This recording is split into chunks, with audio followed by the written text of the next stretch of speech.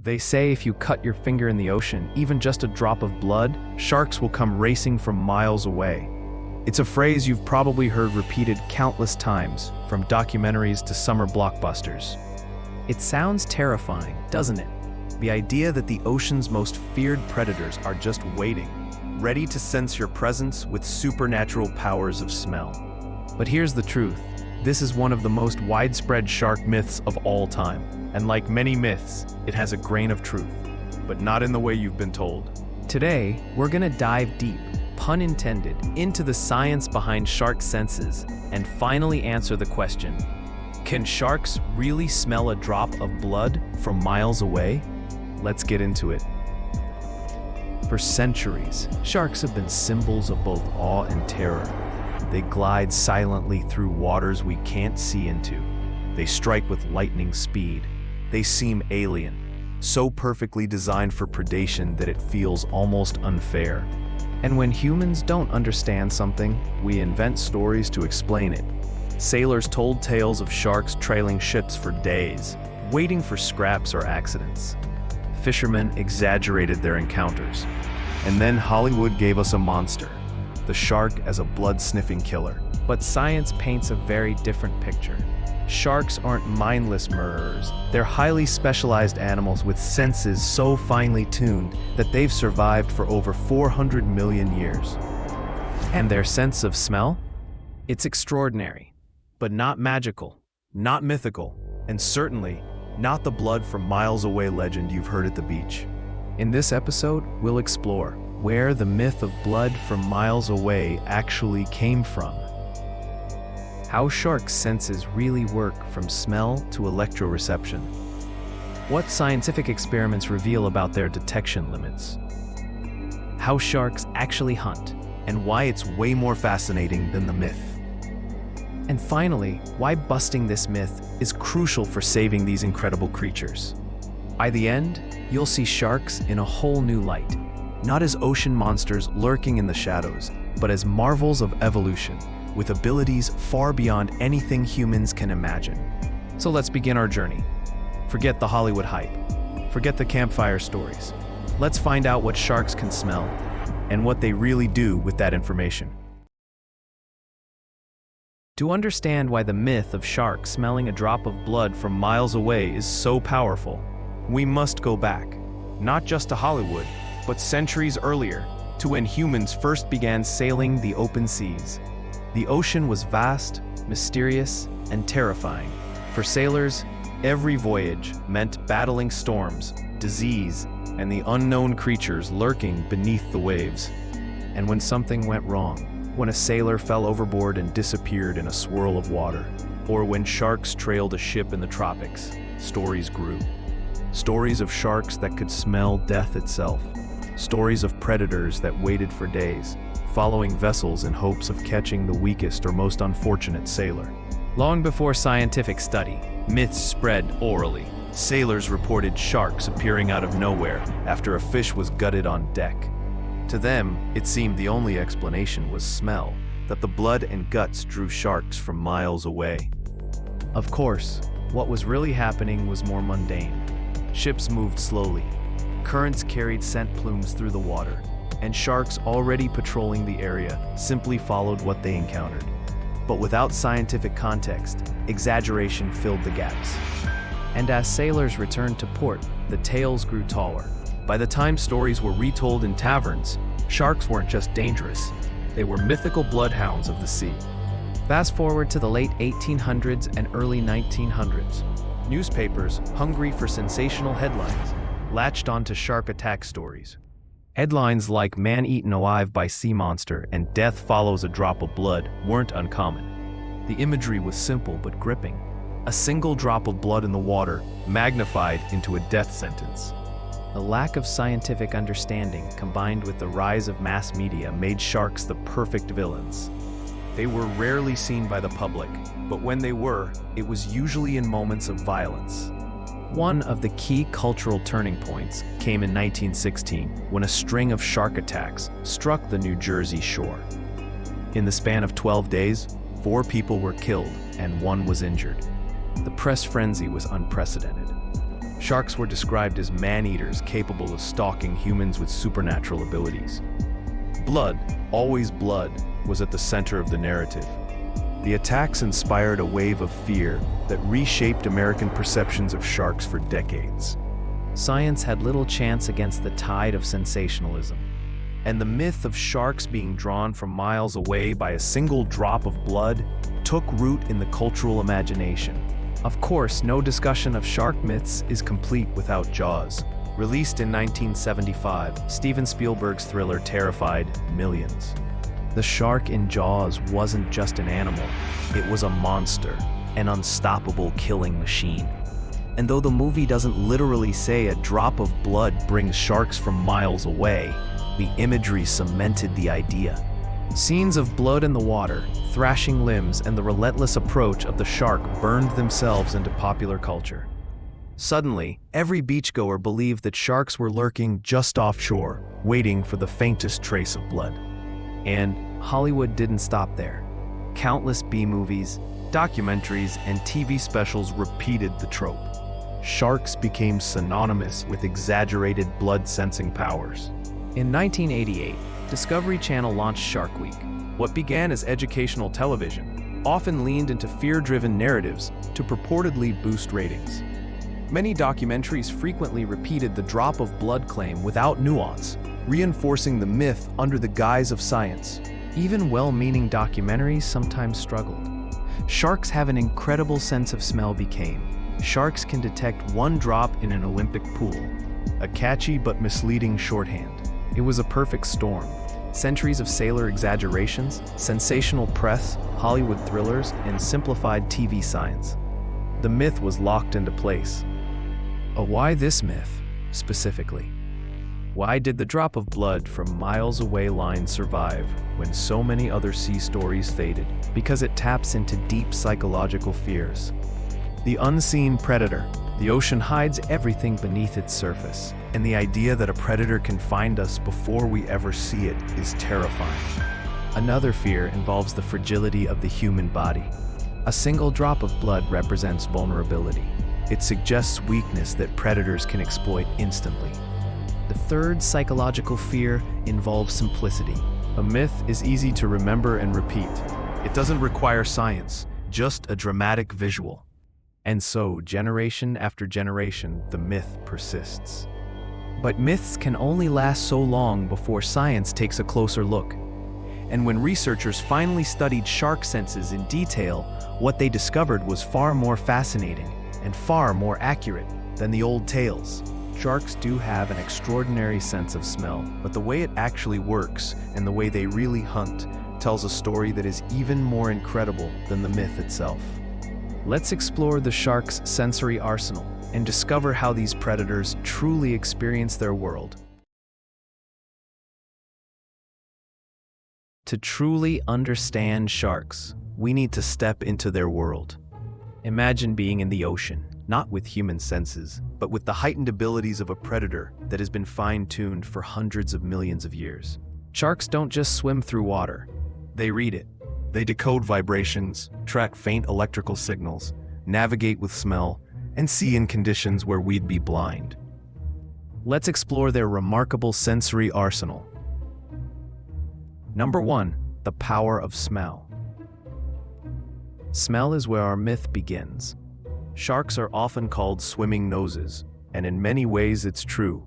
Unlike humans, who breathe air through our nose and mouth, sharks have specialized openings called nares on the underside of their snouts. These aren't for breathing, they're solely for smelling. Water flows in through one opening, passes over olfactory tissue, and exits through another. It's like a conveyor belt for scents. What makes this system extraordinary is scale. In some shark species, nearly 2/3 of the brain is dedicated to processing smell. Their olfactory bulbs are massive compared to other senses. But here's where the myth starts to crack. Yes, sharks can detect chemicals at incredibly low concentrations, sometimes 1 part per 10 billion. That's roughly a single drop of liquid in an Olympic-sized pool. But detecting something in controlled conditions is not the same as tracking it for miles in a real ocean. Currents, temperature, turbulence, all of these dilute and scatter chemical signals. Sharks can smell well, but they're not magical bloodhounds of the sea. They also don't respond to all scents equally. Research shows sharks are far more interested in amino acids, compounds released by fish and other prey, than they are in mammalian blood. To many species, human blood simply doesn't smell like food. So yes, sharks can smell with remarkable sensitivity, but the miles away claim oversimplifies and exaggerates what's really going on. Number 2, electroreception, the sixth sense. As impressive as their sense of smell is, it's not even their most remarkable ability. Sharks have something humans completely lack: electroreception. On their snouts, lips, and faces, sharks have tiny gel-filled pores called the ampullae of Lorenzini. These pores detect the faintest electrical fields in the water. Every living creature gives off electrical signals: muscle contractions, heartbeats, even the tiny voltage differences across skin. For a shark, this is like night vision goggles for the invisible world of electricity. Example: a flounder buried under sand is invisible to sight and smell, but its beating heart gives off an electric field. A shark can detect it and strike with accuracy. Some experiments show sharks can sense electrical fields as weak as 5 billionths of a volt per centimeter, the equivalent of detecting a flashlight battery's current from thousands of miles away if it were in seawater. Electroreception helps sharks hunt, but also navigate. Some scientists believe they can detect the Earth's magnetic field, using it like a built-in compass for long migrations. So while myths exaggerate smell, the real superpower lies here, in the ability to detect the very spark of life itself. Number 3, hearing, tuning in to vibrations. But sharks don't rely only on smell and electricity. Their hearing is also extraordinary. Sharks are especially sensitive to low-frequency sounds, the deep thuds and vibrations created by struggling fish or splashing prey. Some species can detect sounds from hundreds of meters away, following the vibrations toward the source. For a shark, a fish in distress is like a dinner bell ringing through the water. This is also why humans sometimes mistake their presence for blood attraction. In reality, the flailing of a swimmer or the thrashing of fishing nets may produce low-frequency cues that sharks can't resist investigating. Sound often travels farther and faster than scent underwater. So, in many cases, a shark may be responding to vibrations before smell ever comes into play. Number 4, the lateral line system, feeling the ocean. Running along the sides of every shark is a network of fluid-filled canals called the lateral line system.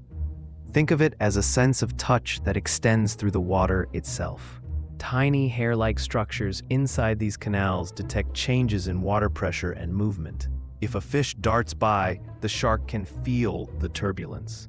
If something large swims nearby, the pressure wave gives it away. This sense is so fine-tuned that sharks can school together, navigate tight spaces, and even coordinate attacks without needing sight or sound. It's as though the ocean itself whispers to them where everything is. Number 5, vision, seeing in the dark. Finally, there's sight. Contrary to the myth of blind sharks, many species have excellent vision. In fact, shark eyes are structured much like ours, but with special adaptations. Many sharks have a reflective layer called the tapetum lucidum, the same structure that gives cats glowing eyes. It bounces light back through the retina, doubling the chance of detection in low-light conditions. This allows sharks to hunt effectively at dawn, dusk, and even in deep or murky waters. Their color vision is limited compared to humans, but their ability to see contrasts and movement is superb. They're less interested in the vivid red of blood than in the erratic, flickering movement of prey. Together, these senses, smell, electroreception, hearing, lateral line, and vision, form an integrated system. Sharks don't rely on just one ability. They layer them, combining inputs to build a complete picture of their environment. And that's the secret. The myth focuses on smell, but sharks are hunters because of all these senses working together. So what does this mean for the famous myth? Its sharks can smell with such sensitivity, but also see, hear, and feel their prey. What's the truth about blood? Next, we'll explore the real science of shark smell in action, what experiments reveal about their limits, and why a drop of blood from miles away simply doesn't add up. Forget the Hollywood monster. Forget the myth of blood luring sharks across oceans. The reality of how sharks hunt is far more fascinating and far more precise. Sharks are not mindless machines. They are patient stalkers, opportunistic strategists, and masters of sensory integration. Let's walk step by step through what really happens when a shark hunts. Step 1. Detection. The first step is always awareness. A shark doesn't hunt what it doesn't know exists. Smell. A plume of amino acids, oils, or blood drifts into its path. This may come from a wounded fish or even the natural secretions of living prey. Hearing. Low-frequency vibrations travel through the water, signaling thrashing or struggling. Lateral line. Pressure changes ripple across the shark's skin, whispering that something alive is nearby. At this stage, a shark isn't in attack mode. It's in curiosity mode. It has detected a possibility and begins to investigate. Step 2. Orientation and tracking. Once a shark knows something is out there, it turns its body into an investigative tool. Side-to-side movement. By swinging its head left and right, it compares the strength of a scent plume between its two nares, effectively triangulating direction. Following gradients. Unlike the myth of a straight beeline, sharks weave back and forth, moving up the chemical trail much like a bloodhound follows a scent on land. Sound cues.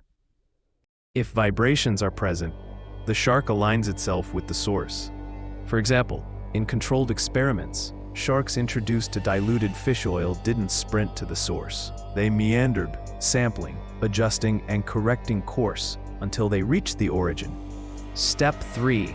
Close-range senses engage. As the shark closes in, other senses begin to take over. Vision. At closer ranges, sight becomes dominant. A moving silhouette or flash of scales confirms the target. Electroreception. The ampullae of Lorenvini allow the shark to detect tiny electrical pulses from muscle contractions and heartbeats. At this stage, even prey hidden under sand is exposed. Final check. Sharks don't waste energy. They confirm, evaluate, and only then commit. This is the opposite of the blood frenzy myth. Sharks use caution, not recklessness. Step 4. The strike. Now comes the moment we picture most vividly. But even here, different shark species employ different strategies. Great white sharks, the ambush artists. Great whites often hunt seals and sea lions. Their strategy is pure stealth. They patrol below, where they're nearly invisible against the deep. With explosive power, they rocket upward, breaching the surface in a surprise attack. If the first strike doesn't kill, they back off, letting the prey weaken from blood loss before returning. Tiger sharks, the garbage guts. Tiger sharks are opportunistic. They'll eat fish, turtles, seabirds, and even license plates. Their strategy is less about ambush and more about adaptability. They investigate almost anything with a cautious test bite. If it's edible, they commit. If not, they spit it out and move on. Reef sharks, the pursuers. Reef sharks hunt in more confined environments. They rely heavily on vision and lateral line detection in the maze of coral. Speed and maneuverability are their greatest weapons. Hammerheads, the specialists. Hammerheads use their wide, flat heads like sensory wings. The broad placement of their electroreceptors lets them sweep large areas of seabed. They're particularly skilled at detecting stingrays buried in sand. Step 5. Feeding and aftermath. Once a shark has subdued prey, feeding behavior depends on the species. Solitary hunters such as great whites and tigers usually dominate the kill. Social feeders like reef or blacktip sharks may engage in competitive feeding. This isn't the chaotic feeding frenzy Hollywood loves, but rather a structured hierarchy. where size and dominance dictate who gets the best bites. And here's a crucial point: sharks rarely overeat. They can gorge when the opportunity is right, but many species can go days or even weeks without eating again. So what does all of this tell us? Sharks are not mindless blood seekers. They are flexible, calculated predators. Smell alerts them. Sound and lateral line point the way. Vision and electroreception seal the deal. Every hunt is a symphony of senses, each one adding a layer of certainty until the shark is ready to strike. Case study number 1. Great white versus seal. Picture a rocky island where seals haul out by the hundreds. Beneath the waves, a great white waits. It detects faint scents of fish oils drifting from the colony. Vibrations from splashing seals reinforce the cue. The shark positions itself deep below, blending into darkness. As a young seal ventures out, the great white launches with the force of a torpedo. This ambush, perfected over millennia, has success rates so high that seals often never see it coming. Case study number 2. Hammerhead versus stingray. On the sandy seafloor, a stingray buries itself, invisible to sight. A hammerhead sweeps its broad head side to side. Electroreceptors pick up faint heartbeats beneath the sand. With a sudden thrust, the hammerhead pins the stingray and delivers the killing bite.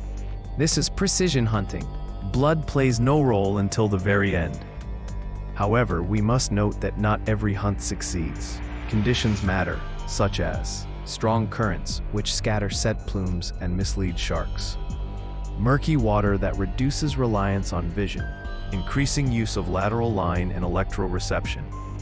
And temperature shifts that affect prey behavior, altering shark strategies. Sharks adapt fluidly, switching senses depending on context. Now let's recap myth versus reality in hunting. Myth: sharks go into a blood frenzy and attack blindly. Reality: sharks are deliberate, using multiple senses in coordination. Myth: one drop of blood instantly summons sharks. Reality: a drop may be detectable under perfect conditions, but hunting involves far more than smell. Myth: sharks always kill once they detect prey. Reality: many hunts end in investigation, hesitation, or retreat if the risk outweighs the reward. So how do sharks actually hunt?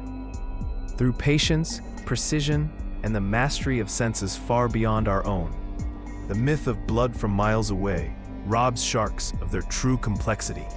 The reality is far more extraordinary and far more magnificent. But if the truth is so different from the myth, why do we still cling to it? Why does the idea of the bloodthirsty shark remain so deeply rooted in our culture? To answer that, we need to look not at the sharks, but at ourselves. By now, we've seen that sharks are not monsters summoned by a drop of blood. We've seen how their senses really work, how they hunt with precision and patience. So the question remains, if the science is clear, why does the myth still cling to us? Why do we still imagine sharks as mindless bloodhounds of the sea? The answer lies not in sharks themselves, but in us. The psychology of fear. Humans are wired to fear what we can't see. The ocean, vast and opaque, is the perfect stage for anxiety. Beneath the surface could be anything: currents, darkness, predators. A drop of blood is symbolic. It represents vulnerability. In our imaginations, it's a flare in the darkness, a beacon that says something dangerous will come for me. And because sharks are powerful predators, our minds exaggerate the threat. We overestimate the danger, giving them mythical qualities they don't actually possess.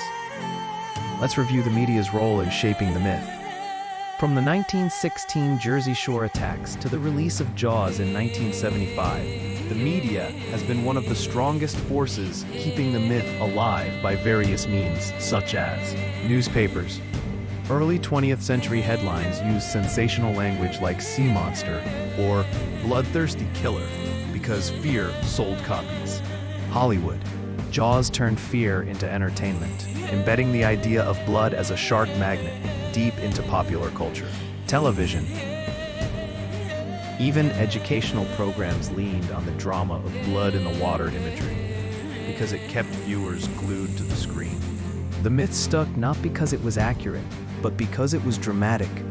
Now, let us talk about rare attacks that left big impressions. Another reason the myth persists is the rarity of shark attacks.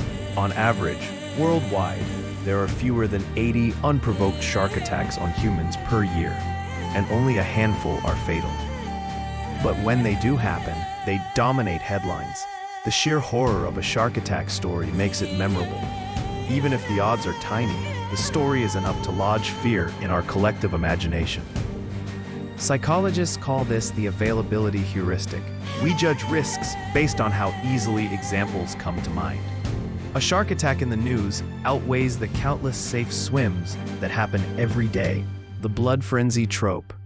Pop culture also loves the idea of a feeding frenzy. Scenes of sharks attacking in chaotic, violent swarms are iconic, but often misunderstood. In reality, even during group feeding events, sharks show social order. Larger individuals dominate, smaller ones hang back. It looks chaotic, but it's structured. Yet the image of sharks whipped into a blood-driven frenzy is too powerful to let go. It speaks to our primal fears of being overwhelmed and consumed. Fear versus conservation. Unfortunately, myths have consequences.